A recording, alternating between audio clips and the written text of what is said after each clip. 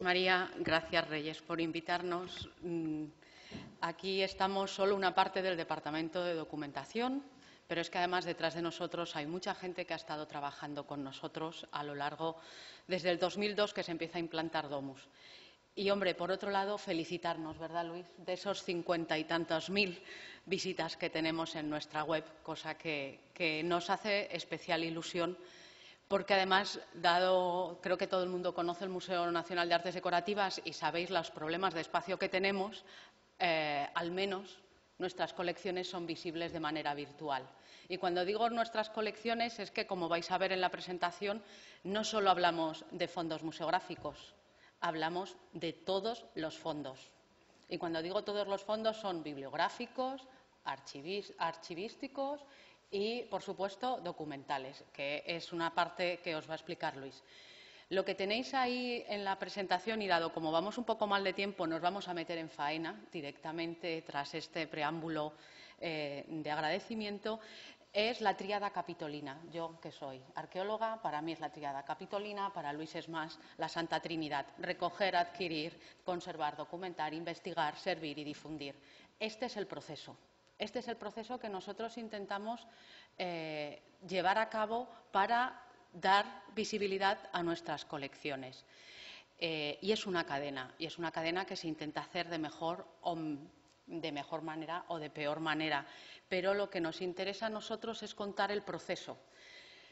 Es verdad que ahora es fácil contar el proceso porque llevamos 5 años de visibilidad web, con lo cual esto de que nos den herramientas también implica que queremos más y queremos también tener otra serie de cosas que en la presentación os iremos contando. Pero lo primero es hacer un poco de historia, y no hay nada como los quesitos y las barras para ver un poco de qué estamos hablando. Bueno, estamos hablando de que tenemos en estos momentos en Domus recogidos casi 37.000 fondos museográficos, tenemos más de 34.000, escasamente 34.000 fondos documentales, tenemos unos 15.000 fondos bibliográficos y unos 8.518 expedientes de archivos.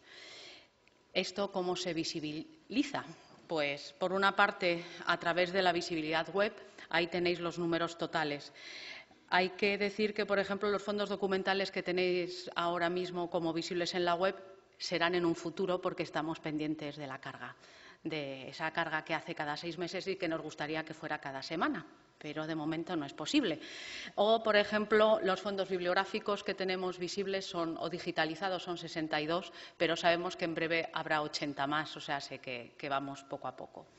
Lo que es importante a la hora de tener en cuenta todos estos procesos es la historia. Domus se implanta, como en el resto de los museos estatales, en el 2002. Lo que se hace es una migración desde una base Access, que a su vez se migra desde un DBase. El tema, al igual que pasó con la experiencia en el Lázaro, es que ese traslado de información no se controla, con lo cual nos encontramos con que nuestro Domus necesita de un primer trabajo a nivel interno. Y también lo que nos damos cuenta es que no hay un control terminológico, con lo cual los 2 primeros años de trabajo es fundamentalmente denominar de la misma manera las mismas piezas. Algo tan básico como eso, pero es verdad. Es con lo que empezamos. Y además de intentar tener el campo de ubicación actualizado, las medidas actualizadas, etcétera. También lo que nos damos cuenta es que son muchas piezas y no somos muchos técnicos, con lo cual lo que empezamos a tener es la colaboración de los becarios de museología, que además tienen un perfil especializado. Y cuando digo especializado, pues experiencia en el tratamiento de colecciones de mobiliario, experiencia en la catalogación de colecciones de plata. Pero lo que no tienen experiencia es en bases de datos. Con lo cual, ¿qué hacemos? Hacemos un manual. Nosotros en el Museo Nacional de Artes Decorativas tenemos un manual en donde explicamos qué campos de Domus hay que rellenar, cómo hay que rellenar, y van desde cómo citar las citas bibliográficas, Harvard, no sé cuántos, y con ejemplos prácticos, a qué se pone en el campo de numeración propia o para qué se utiliza el campo de tipología o qué se pone en nombres. ¿Cuál es el campo en donde se ponen los nombres extranjeros? Los nombres específicos. Eso, un estudiante o con experiencia a nivel de catalogación de colecciones desde el punto de vista de la historia del arte le suena a chino. Con lo cual, lo que hay que intentar es hacer un manual en donde se explique. Ese manual que se hizo en torno al 2004, se han ido aumentando los números de campo y cada persona que entra en el museo y que se va a poner a catalogar colecciones, se empolla el manual, además de hacerle una introducción a Domus. En ese sentido, también queremos, como nuestro título era la variedad de colecciones, hemos dicho, ¿y cómo mostrarlo? Bueno, pues os ponemos aquí el ejemplo de los clasificatorios, de los grandes clasificatorios de colecciones que tenemos en el museo. Las razones de estos clasificatorios es también, en cierta manera, histórica. ¿Por qué? Bueno, pues hay algo tan simple como ¿por qué tenemos esta clasificación con colecciones? Y te lo da la misma historia del museo. Cuando se incorpora a Domus el museo, hay una razón básica y es tener agrupadas las colecciones. Y partimos de una historia. Esa historia es la que se intenta reflejar en la clasificación por colecciones, que son de tipología de colecciones o por materias, a lo que se le añade dos clasificatorios un poco distintos, como es la de arte y diseño industrial y la colección de arte oriental. Bueno, pues en la colección de arte y diseño industrial lo que es importante señalar es que nos encontramos con piezas de diseño en donde hay de 1 a 4 autores. Está el diseñador de la forma, el diseñador de la decoración, el fabricante e incluso el distribuidor. Todos tienen un nivel de autoría y todos tienen que aparecer de la misma manera. Entonces, en ese sentido, uno de los problemas que nos encontramos a la salida web es que nos venía diseñador, punto y coma, y el nombre del diseñador, en vez de los 2 puntos.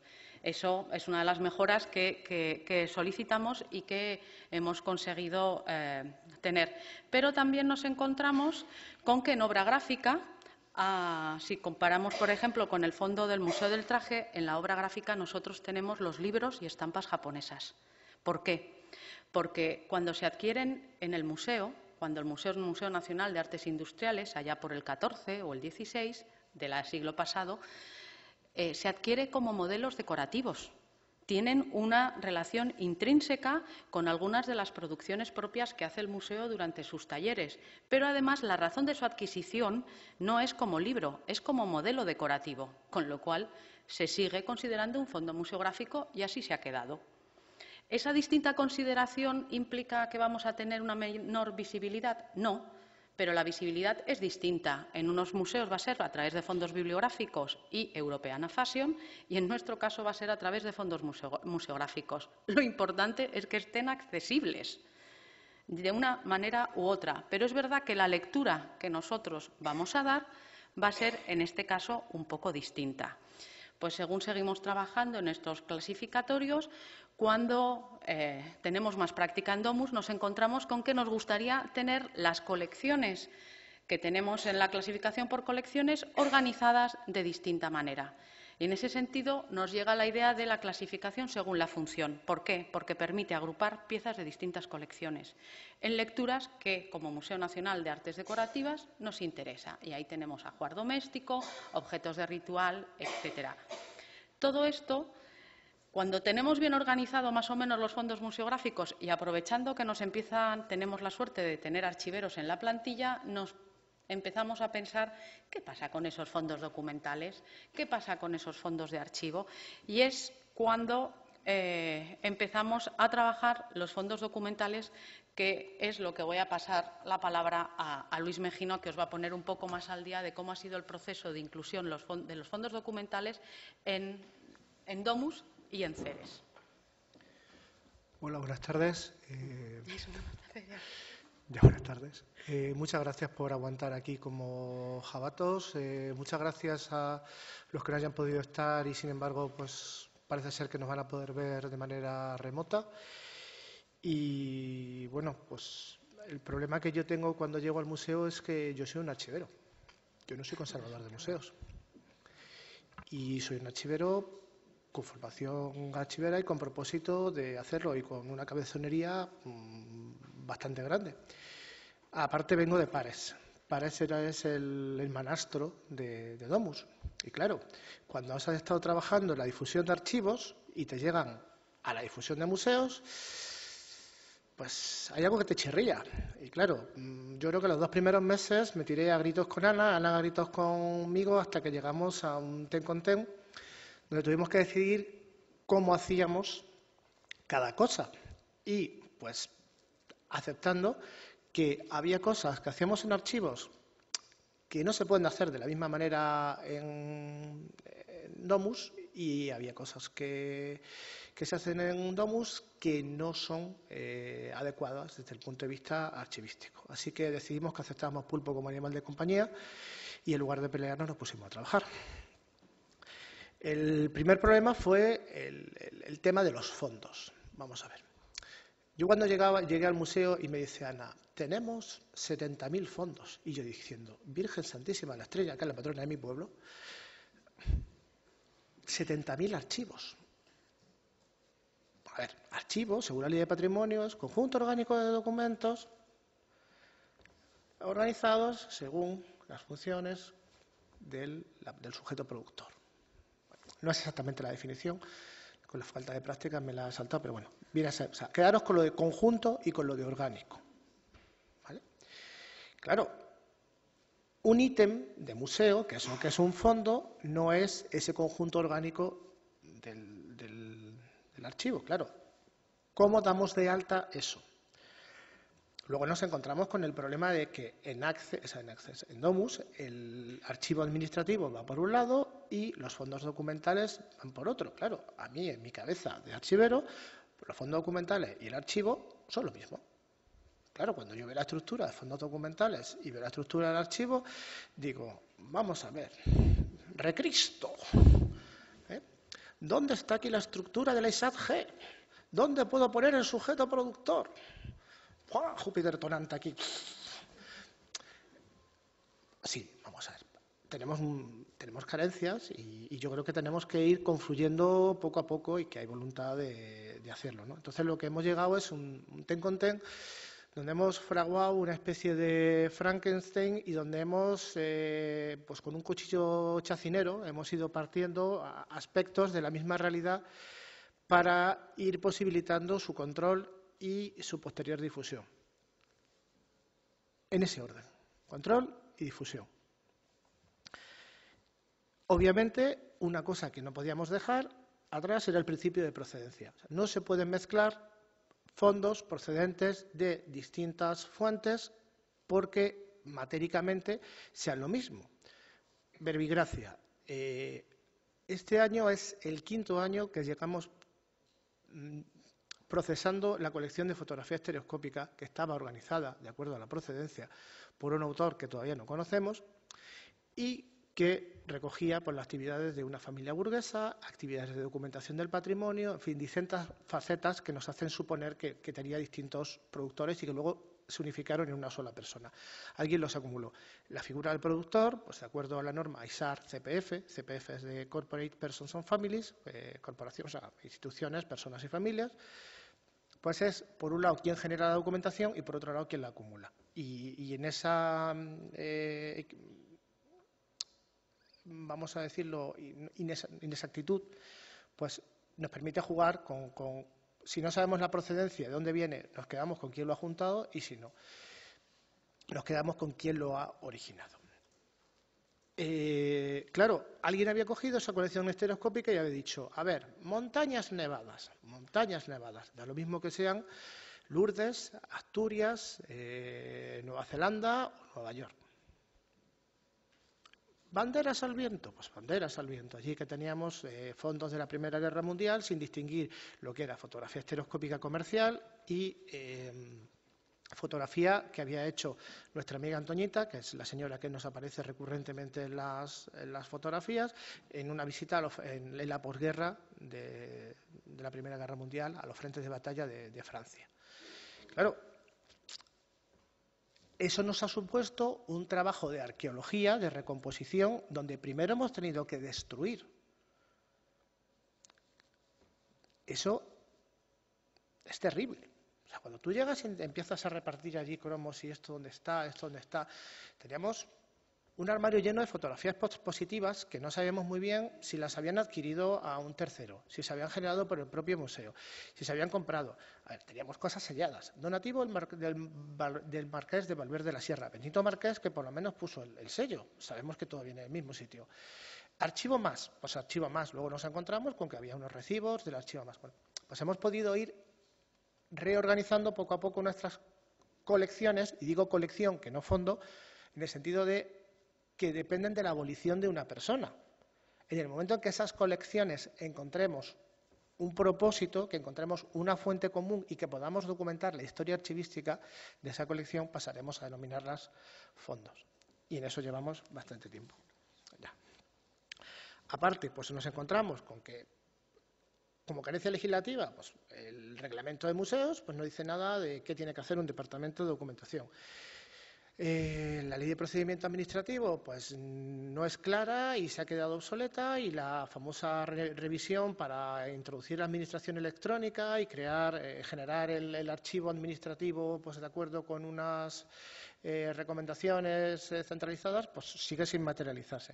En fin, pues un montón de problemas que han hecho que nos hayamos tirado, pues voy ya para 7 años corriendo un poco como gallinas sin cabeza. Por otro lado, no tenemos personal. Soy el único archivero del museo, pero es que somos 3 en todos los museos. Aquí en esta Santa Casa está Aurora Ladero, que acaba de publicar el fondo Siret. Está María José Bádanas en el Museo de Cerámica de Valencia, y estoy yo. Y parece, o sea, por un lado, es que no solamente no haya personal, sino que no hay tradición de tratamiento documental de acuerdo con lo que un archivero entiende. Y, por otro lado, bueno, pues decíamos, oye, es que esto que queremos hacer nosotros, alguien lo ha tenido que hacer. Efectivamente, pues nos dimos cuenta que en Inglaterra sí hay una red de especialistas de archivos en museos, y que desde el punto de vista profesional hay una cosa que se traduce algo así como Conferencia Permanente de Especialistas en Archivos en Museos.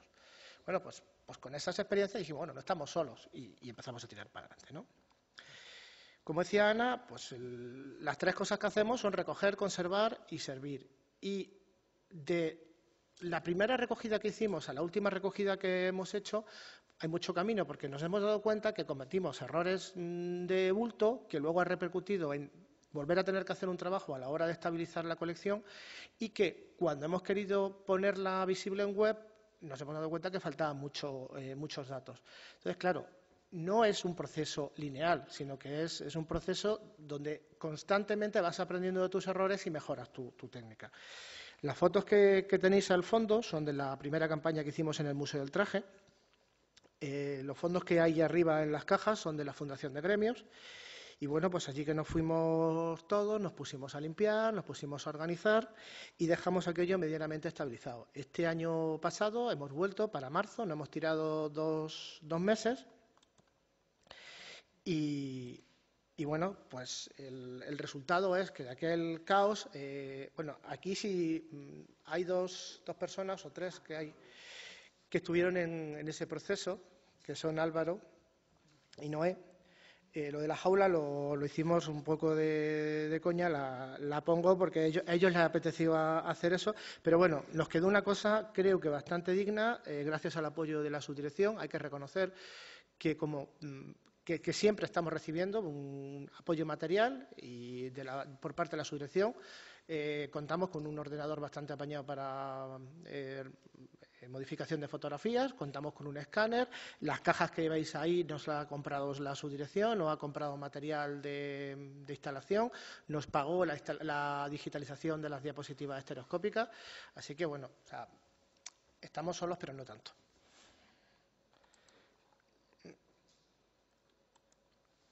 Bueno, como os decía, pues el problema que nos hemos encontrado a la hora de los fondos es ¿dónde los metemos? Porque claro, aparte de todo lo que tenemos, o sea, quiero decir, tenemos el archivo del museo, el archivo propio, pero se nos adscribe el fondo Momellán, la colección de los vidrieros o de los vidrieros, los fabricantes de vidrieras, que vienen de Francia, se instalan aquí, tienen varios talleres en España, pero cuyo único archivo se compra por el Estado y se escribe, pero se instala en Segovia. Son 6.000 placas fotográficas, más de 6.000 bocetos y no sé cuántos ataúdes, pues son unas cajas enormes donde están todas las maquetas a escala 1:1 de las vidrieras que se llegaron a materializar de esos 6.000 bocetos.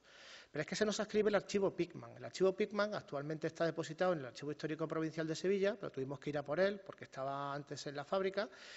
Solamente libros de contabilidad, copiadores de correspondencia, relaciones y demás, son 6.000 libros, más 300 cajas de embalaje que pueden equivaler perfectamente a 900 cajas de documentación suelta, más las planchas calcográficas con las cuales se generaban la decoración que luego se aplicaba a los platos, más las pruebas de impresión.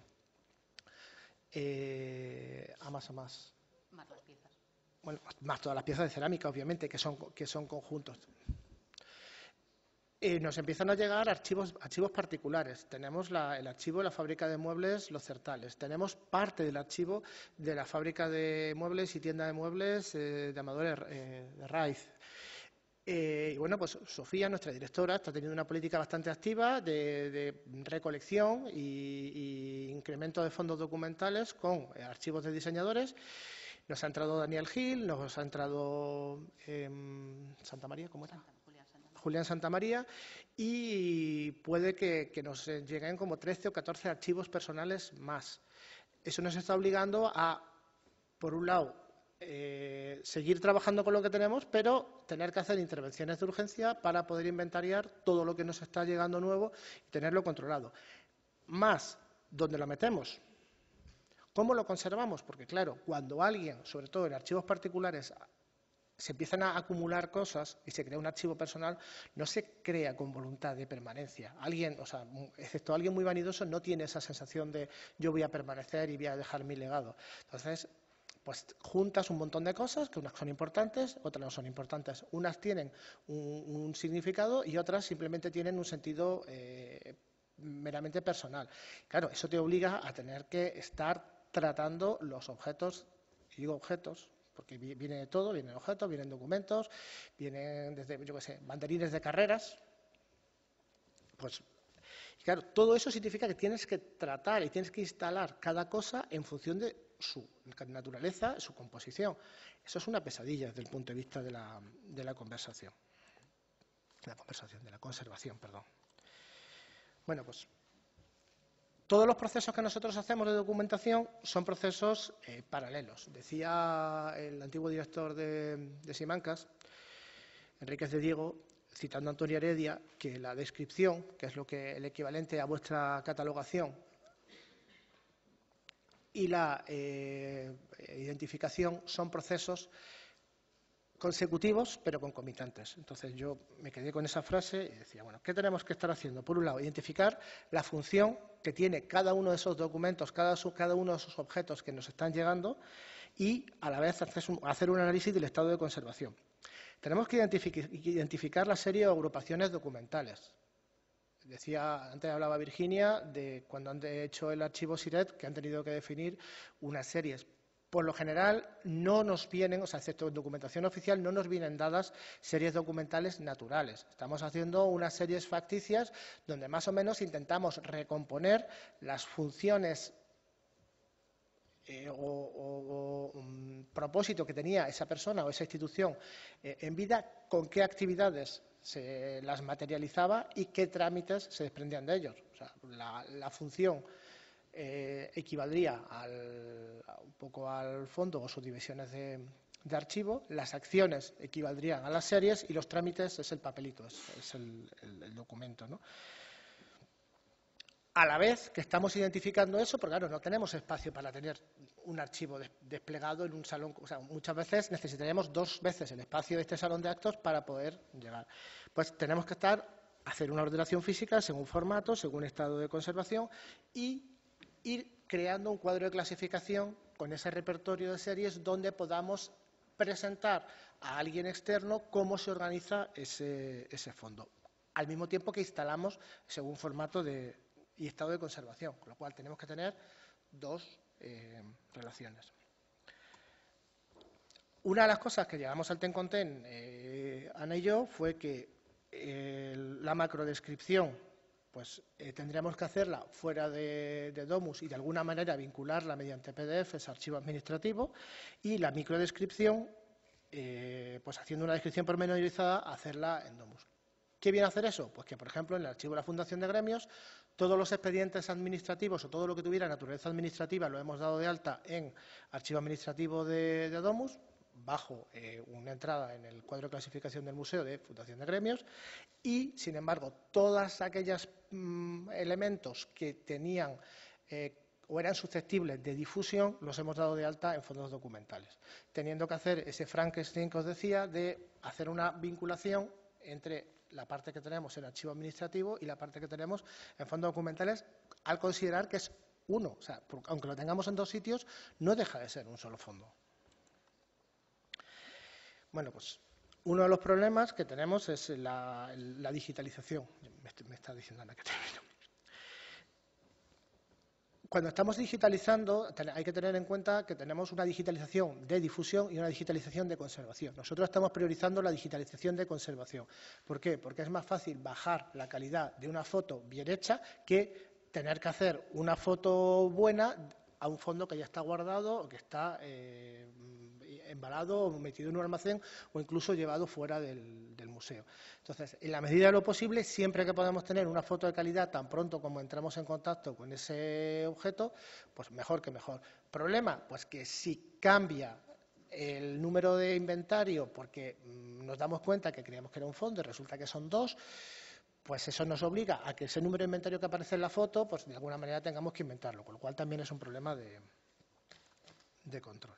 Y bueno, pues en nuestro servicio, pues nosotros lo que primamos es el servicio a la institución y ese servicio al Estado frente a lo que es el servicio al público. El servicio al público está muy bien, pero lo que tenemos que tener en cuenta es que ese control que estamos haciendo es un control para uso de la propia institución y para usos secundarios. O sea, lo mismo que en archivística hablamos de valores primarios, valores secundarios, pues valores primarios sería la permanencia de los valores administrativos, mientras que los valores secundarios serían esos valores informativos. Y bueno, pues finalmente, pues una cosa que siempre enseño cuando vienen visitas al museo, ¿qué tenemos en el museo? Pues en el museo tenemos la memoria del museo, la gestión del museo, el patrimonio del museo. Bueno, pues lo que tenemos que dejar de hacer, o sea, cuando tenemos un archivo tan diferente o tan sui generis o tan distinto, tan variado como el que tenemos nosotros, lo que nos damos cuenta es eso que decían los archiveros australianos, que deja de ser la memoria del tú como institución para representar la memoria del nosotros, la memoria de toda la sociedad. Entonces, quizá la ventaja del archivo es eso, que, o sea, del archivo del museo como contenedor de múltiples fondos, es que somos los conservadores o somos los receptores de esa memoria colectiva. Bien, como os ha explicado Luis, el orden en el proceso es importante y eso lo ponemos nosotros en relación con qué tenemos visible en la web. Ahora mismo, visible en la web, como habéis visto, tenemos fondos museográficos, fondos documentales, también tenemos fondos bibliográficos, pero es que muchas veces esos fondos bibliográficos tienen una relación con algunos de los fondos museográficos o documentales que tenemos. Problema, que no podemos hacer conjuntos, porque los fondos bibliográficos no están cargados en Domus. Y el ejemplo que tenéis y os traigo es de la colección de diseño. Este es un tirador que está diseñado por Guimard, que está realizado por la Maison Sauzin y que además nos aparece publicado, como veis en la bibliografía que tenemos en la ficha, dentro de la publicación que hace Héctor Guimard sobre el Castel Berenguer de 1898. Este es la publicación y en esta lámina aparece el tirador.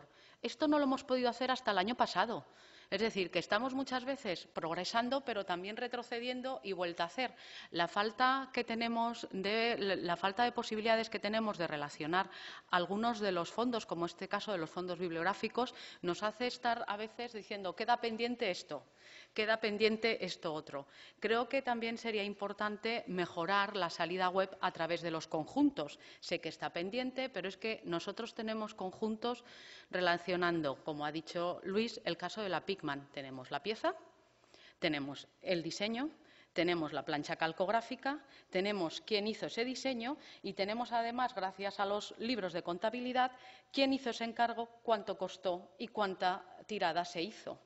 Estamos hablando de fondos en archivo y además en el Archivo Provincial de Sevilla tenemos piezas que están dentro del centro de colecciones que depende del Museo Arqueológico de Sevilla y todo eso no está aquí en Madrid, está en Sevilla. Pero si nosotros fuéramos capaces de tener una herramienta que permitiera relacionar todos esos fondos y hacer que fuera visible el proceso de creación, que como Museo Nacional de Artes Decorativas y Diseño es lo que nos interesa, tendríamos la posibilidad de hacer lecturas transversales de la colección. Y no solo eso, una de las facetas del museo más importantes es la pedagogía, que ya lo fue cuando se fundó en el año 12 y que sigue siendo ahora. Y uno de los programas que tenemos es diseño, la pedagogía del diseño, con la relación con las distintas escuelas de diseño de la Comunidad de Madrid. Los estudiantes vienen al museo, se les explica una pieza y luego desarrollan diseños a raíz de lo que han visto de la pieza o de nuestras explicaciones. Ese proceso es el que queremos documentar. Y la única manera es, con la herramienta tan potente que tenemos, es mejorarla. Entonces, para eso yo creo que es fundamental, por un lado, la posibilidad de conectar los distintos fondos dentro del museo, conectar las distintas colecciones a través de los catálogos temáticos. El museo participa en Google Art, en las colecciones iberoamericanas, en las colecciones portuguesas, en patrimonio femenino. Tenemos necesidad de desarrollar los catálogos temáticos con nuestras propias colecciones, pero es que muchas de las piezas que nosotros tenemos ya se relacionan por sí mismas con colecciones que están en otros museos. Y pongo un ejemplo. Dentro de las búsquedas avanzadas que tenemos en Ceres no está el campo más que de datación, el de estilos artísticos, por ejemplo, o el de cronología. A nosotros ese nos interesa porque tenemos piezas de la Bauhaus o de la Young Stil o de la Secession Stil. Bueno, es que a nosotros nos encantaría que nuestras piezas Bauhaus ya están visibles en la web. Pues sabemos que ahora mismo el Museo de Artes Aplicadas de Viena, el MAC, ha digitalizado el fondo de la Bauhaus, el archivo Bauhaus, donde tenemos los diseños de nuestras piezas y nosotros tenemos la pieza, ellos tienen el diseño. Nos encantaría ver la posibilidad de crear puentes para hacer todo eso visible. Y aquí os pongo un ejemplo de las posibilidades que tiene y es dentro de nuestras propias colecciones. Aquí tenéis una foto antigua, posiblemente del año 16, cuando el Museo Nacional de Artes Industriales estaba en la calle Sacramento, y aquí tenemos toda la posibilidad que tenemos de poder relacionar unas piezas con otras, la posibilidad de crear la visibilidad de conjuntos, la posibilidad de crear la visibilidad a través de grandes descriptores, a través de la línea del tiempo, como muy bien decía Pepa Pacheco, la posibilidad de que la gente se pueda crear su colección, o algo tan tonto como que nosotros en nuestro catálogo web, no tenemos una dirección a la que nos puedan escribir a nosotros directamente, o tampoco nosotros podemos saber cuántas piezas han sido visitadas, cuáles han sido las de más éxito. Tenemos que preguntar o dar la lata a la subdirección para que nos lo diga. Es una herramienta que a nosotros nos gustaría tener porque es la única manera de saber cómo mejorar. O si sabemos que esta pieza es muy visitada, pues oye, vamos a ver qué es lo que tenemos para mejorar o dar otros contenidos. Y el ejemplo máximo lo tenemos con nuestra cocina valenciana. Sabéis que el museo en la última planta tiene una mal llamada cocina valenciana, que es la visita virtual de la sala, la única visita virtual a una sala que tiene el museo. Pues no sabemos si podemos conectarla. Tenemos la ficha en el fondo museográfico y aparece visible con su número de inventario, y luego la visita virtual a la sala en otro lado. Hemos hecho una entrada diciendo tienen ustedes la visita virtual en el campo de descripción web, pero nos gustaría que en vez de tenerla como documentación gráfica, una imagen de una de las paredes, saliera directamente la visita virtual, que creemos que apoyaría mucho más.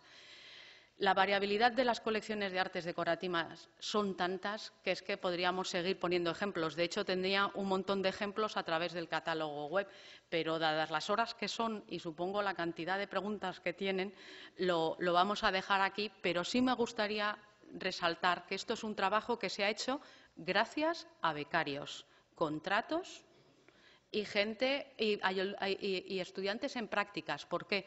Porque el personal técnico del museo está coordinando todo eso.